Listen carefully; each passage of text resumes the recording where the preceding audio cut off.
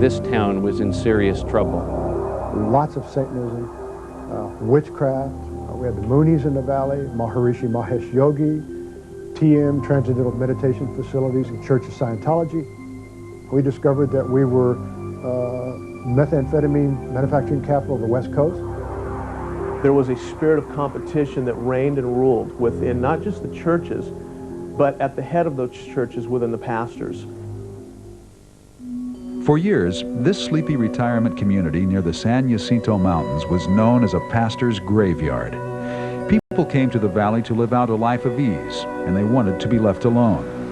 But underneath this laid-back lifestyle, there lurked a dark side. The community's problems had an underlying spiritual basis to them, and the valley was very seated in cult and occultic activity. Cults weren't the only problem. Neighborhood youth gangs had plagued the Hemet suburb of San Jacinto for decades. Pastor Gordon Houston's San Jacinto Assembly of God Church sits on the very street that's home to the town's notorious First Street Gang. There are kids whose dads and grandfathers were a part of the First Street Gang. And so this is something that has perpetuated itself throughout the generations, literally. The danger was so great around the First Street area, the police refused to go there without substantial backup. We got a phone call in the middle of the night. It was about 2 or 3 o'clock in the morning. Gordon experienced firsthand the gang's destructive nature when his church was vandalized one night. Broken out. And at the base on the inside, there was this large pool of blood. I mean, it was massive. And that is when the police told us who it was that had broken this window. It was one of the family members of the home right across the street who was the central part of the gang structure here in San Jacinto. It turns out the Hemet Valley was also a major drug center. At least 9 methamphetamine labs operated out of the area, each benefiting from the dry climate, remote location, and friendly law enforcement.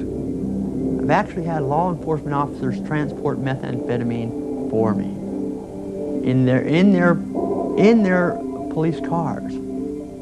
Sonny often cooked up enough meth in a given month to supply more than 1 million people. Much of the deadly powder was trucked out of town disguised as forms of sheetrock. Hemet's spiritual turnaround did not come easily. Neither the Becketts nor the Houstons were early valley enthusiasts. And I never really wanted to be there. I mean, we're out in the middle of nowhere, 18 miles from the closest freeway in a valley. Susan and I had our emotional bags packed all the time, waiting for the day that God would somehow call us out of this valley. The Houstons didn't even unpack their bags when they arrived in town. We had our little baby, 6-month-old baby, in a Pinto runabout with no air conditioning and vinyl seats. And we drove down the street, we looked at the church and said, no thank you. God began to speak to my wife and I, speak to me one day and said, would you spend the rest of your life in this valley for me? And God couldn't have asked a worse question of me. Would I spend the rest of my life in a valley I didn't love, I didn't care for, I didn't want to be a part of? And God said, no, I've got a plan. I have got a plan if you will make a commitment to this place. The Becketts silenced the voices urging them to leave Hemet by purchasing a cemetery plot on the edge of town. And I said, unless Jesus comes back, this is my land. I'm starting. My commitment is right here. Filled with a new passion for his community, Beckett joined several men for a night of prayer and fasting in a nearby mountain cabin. It proved to be a powerful experience. We knew we had touched something in the realm of the Spirit that would be very significant for our valley. It was at that point things began to escalate spiritually. Researchers started to feed intercessors fresh information on the problems plaguing the community. The intercessors in our church have been able to use spiritual mapping to help them focus on issues. If you don't know where the problem is, you can't evaluate it. Spiritual mapping brings us to a place of knowledge and information. If I have a base of issues that I know are strongholds within my city, then God has the ability to speak something into my heart to say, gather the intercessors and go after this now. Soon, a chorus of informed intercession was yielding impressive results. Cult membership, once a serious threat, has sunk to less than 0.3% of the population. The Church of Scientology is still present, but many other groups are long gone. The Transcendental Meditation Training Center was literally burned out. Shortly after believers prayed for its removal, a brush fire started in the mountains on the west side of the valley. It burned only the TM facility and didn't touch any of the buildings on either side. Gangs are another success story. When I started here, guys working graveyard or swing shift, we could camp out on Main Street where the bars are and just go from one fight to another and taking people to jail all night long. And now that doesn't happen anywhere like it used to. Not long ago, a leader of the First Street Gang burst down the center aisle of Gordon Houston's church during a morning worship service. So I'm standing up preaching, and here comes this gang member, and tattooed up, and he's walking right to the platform with some pretty intense force, and I didn't know what was going on, and so I kind of kept preaching until he got real close, and he just stopped, and he looked up at me, and he said, "I want to get saved right now." Soon, all the inhabitants of the notorious First Street Gang House were converted, and one of their first outward acts was to remove graffiti from vandalized church walls. And we prayed, asking God to allow the opportunity to see their family come to the Lord, to see their kids get out of drugs and get saved. And you know, God did it. The entire family, all the kids, everybody came to know the Lord. They got out of the drug activity and the gang activity. And it's really changing. It's really amazing to see the change, you know. According to Sonny, Hemet's drug trade has dropped by as much as 75%. He gives much of the credit to intercessors. They took a multi-million-dollar drug corporation and made it run with its tail between its legs. Sonny himself was apprehended by the Holy Spirit en route to commit a murder. Driving to meet his intended victim, he felt something take control of the steering wheel. He wound up in the parking lot of Bob Beckett's dwelling place church. So I got out of the car, and I got a pistol laying on the seat, covered up with a blanket, with a silencer on it.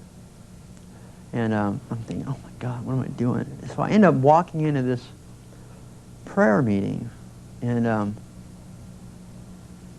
it was all over from that moment on. That was the beginning of Sonny's journey home, a journey he says was brought about through prayer. If God can do that for me, he can do it for anybody, because I was out there. And this town's got a lot of people in it praying. Drug dealers and gang members aren't the only ones getting saved in the Hemet Valley. Church attendance now stands at about 14%, double what it was just 10 years ago.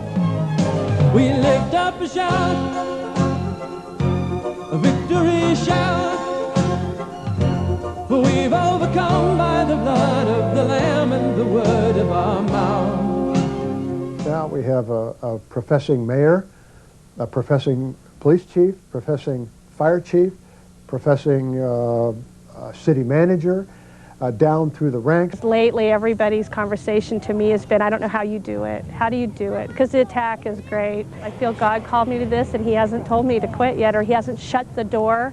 Instead, I see him opening doors to more churches, more people, more Christians, to really bring them together and say, you know, you want Christians in leadership, so now you have them, now you have to support them, and the only way to support them is through prayer. Beckett estimates about 30% of local law enforcement and an exceptional number of high school teachers, coaches, and principals are now believers. In fact, for the past several years, nearly 85% of all school district staff candidates have been Christians. You name it, God has just turned the school system around, and to the point where we used to be one of the laughingstock school districts, where nobody wanted to send their kids to school in the San Jacinto School District. Now our students have some of the highest academic ratings and one of the lowest dropout ratings in all of the western United States. And the school and all parts of the community have become a place where everybody works together, and it's a spiritual place, and we've taken on the battles of the dark side and drawn the line and said that we're going to reclaim the community, and that's what we're about. All working together. And the churches in the valley are no longer squabbling, but are coming together in unity. Now we're becoming, as churches, a wall of living stones. Now churches aren't competing swapping pulpits with one another.